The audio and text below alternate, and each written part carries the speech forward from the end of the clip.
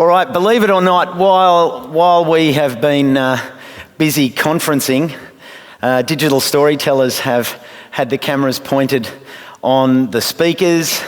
They've had the cameras pointed on you individuals and done lots of different interviews and captured snippets and put it together as a wonderful montage of the last 3 days. And I think it's a really wonderful opportunity for us to look back on what we've all just been a part of, this 30-year celebration of land care in Victoria and the National Landscape Award, Land Care Awards, Landscape Awards, Land Care Awards. So we'll just let these last few people... Yeah, sorry, come on. That's all right. So, yeah. Should we put up tomatoes again or not? Oh, well, yeah. You know, if you want to stick with that tradition, you've got a few weeks until the first week in November. So you could be taking a risk. Well, I reckon, as they say, roll the film. Well, land care is important because it's vital to planetary survival, and that is how we're all going to get together to better look after our landscape, and in particular the soil. And that's one of the things land care is really good at. So I think land care really is part of the triple bottom line solution to a lot of land management issues. It doesn't matter what you're interested in. I feel like land care just provides so much, and I think that just small actions can have huge change. And if we all just do something small, whatever it is, that's the power of land care.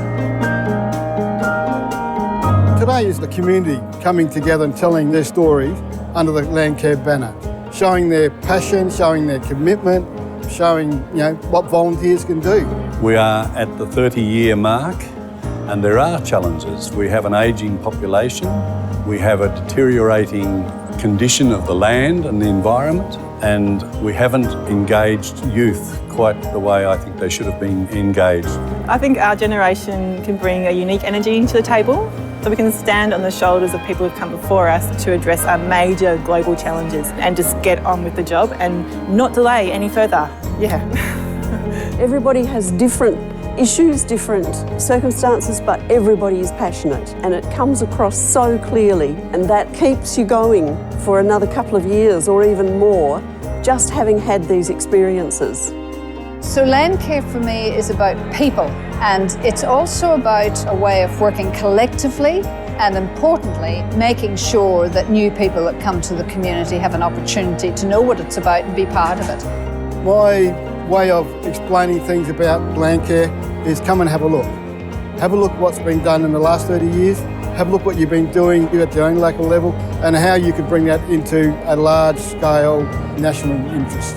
Everyone's really starting to turn and head in the same direction, and that's exciting because as that ball rolls, it's going to get stronger and stronger, and as that groundswell happens, we're going to start seeing our community leaders, our political leaders really start to take that on as well.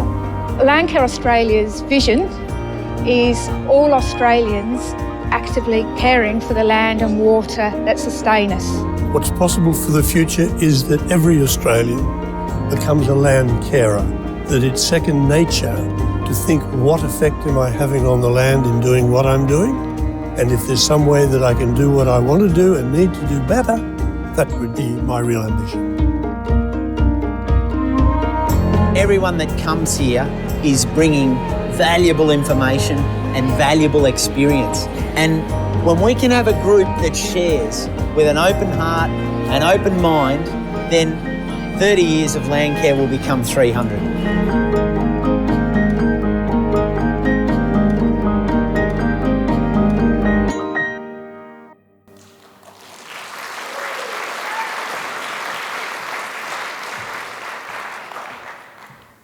Wow, is Pete and the digital storytelling people there? Can you stand up? Yeah, big round of applause. B, good on you, B. Thank you. I know this is a scary thought, you know, every hair on my body going up. I know that is, we may have to call in the follicle counsellors. But, well, that just happened. It just happened because that's storytelling. That's told an amazing story from all of us over the last 3 days. And that's the sort of short footage that was talked about earlier today in terms of engaging and capturing people, and it's something that we all could share and will be able to share when it goes up onto YouTube and the internet, and be able to have it on our websites and show it to our respective groups and illustrate what the last few days has been about, which is all of you sharing everything that you bring and the experiences that you bring.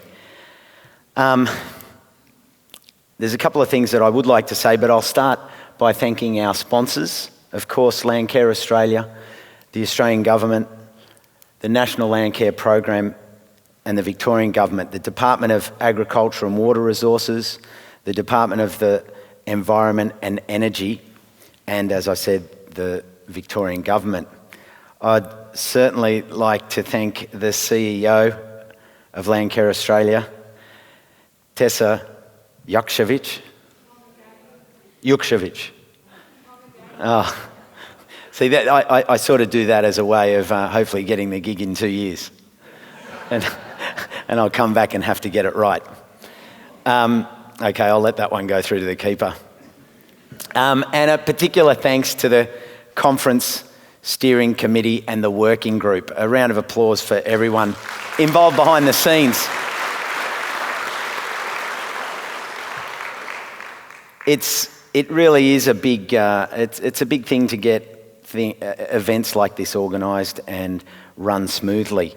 From last night, of course, I'd like to thank the respective ministers, Hartsika, Ambrosio and Kylie, who was representing Minister Frydenberg. On that point, don't underestimate the power of each and every one of us communicating with our members and our ministers. I know I made a strong point directed at the ministers last night, but it's really important that we all maintain an open line of communication. They are our representatives, and we are up against a huge range of groups that have very big lobbyists working. So we are our own lobbyists. We need to work hard, and letters are another thing that I would urge you to do as well. It sounds a bit analogue. Write a letter. But a letter has everything that was going on in that video there. Heart. It has signature. It's not just an email in Helvetica 14 point. Whether it's bold or not, or italic, it doesn't have always that same feel. Email it and send the letter. They have to respond. Particularly to your local councils. Make the point of any event that you're doing, share it. Get the information out there about it. Put it into social media. Send letters to the media. We need to hear things over and over again. Why do you think there's such a consumption consciousness? Because we get bombarded. We need to bombard the goodness. That video bombards goodness, Pete. It does. Boom. And we need to carry that through. So don't underestimate how valuable it is that each and every one of our groups, but also us as individuals, say, thank you for that money you gave us. If they give money, we say thanks, and then we get more. And we illustrate it like that. We say, look at this conference. It cost money. This is what we got out of it. So please be active like that. Be active on the social media. Be active on the written page as well. In all the conversations that came out, there was a thought that I discussed, and it's all about let's look to consistently balance contestable ideas and come away with real and meaningful growth and change. That's what gathering is all about. It is about contesting ideas. all the debate about where are we going to go in the future. When I made that analogy about the tree, the one thing I don't want any of the discussion to fall into is this thing of, oh, we're talking about Intrepid, we're talking about the young people, we're talking about this, but what about us? We've been doing it for 20 years, and there was a lot of conversation about the youth, and as Hannah said, they're treading on the shoulders of you. You've lifted them to where they are. You are that tree trunk that has weathered lots of storms and now created hollows for these new birds to fly in. And it is like an Airbnb. And these new groups can come in. But the most important thing is that we don't contest with ourselves. It was mentioned in that discussion, we don't want fragmentation. We must be bound together strong as a group that gets the funding we need to distribute it and trickle it down to the soil, the ground where we are all working. So think about that tree analogy, because we're all part of it.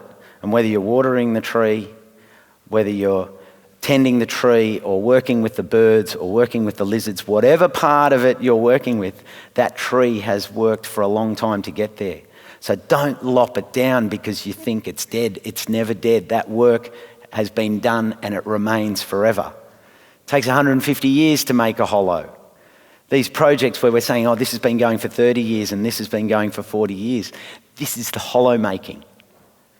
How good is that? I've been working so long to create a void. What have you got to show for it? And you look straight through, that's what I've got to show. I've got a void. And if we can think like that, if we can think that we're creating voids to allow the next groups in and not have any fear, we need to embrace the youth. We need to embrace that energy. We need to bring it into these hollows and say, hey, look what we've made for you. You fly from here because you're now elevated with our experience, and you can be more direct, and you don't have to wade through the same stuff that we did because we're going to let ego or personality stand in the way of experience and track record, which so many of you have all put on the ground. So with that, as a group, we all look forward to hearing your feedback and naturally enough hope that you can put into practice some of the experience of others who have presented here today. So on behalf of everyone involved with the 2016 National Landcare Conference and the 2016 National Landcare Awards, to our award winners, to Stephen, who won the Bob Hawke Award, there was a wonderful note from Bob who apologised that he wasn't well enough to come down, and he's incredibly chuffed to have an award named after him. To you Victorian land carers, 30 years, well done. You're walking on great shoulders as well, and carry that and carry it forward. Thank you to each and every one of you for bringing yourself here. It's a big effort. Take the message, and when we meet in 2 years' time, bring someone else with you.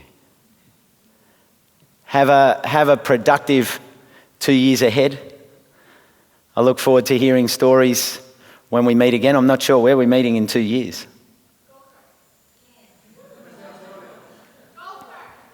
Is that correct? Or is that just a... is that a claim? Hobart. Who's going to shout the loudest? So Hobart. We got Hobart and the Gold Coast. Wollongong, go the gong. Darwin, yep. Okay, if you do want to get it, you'll have to get writing those letters to your government representatives to get the funding. But yes, there's opportunity there.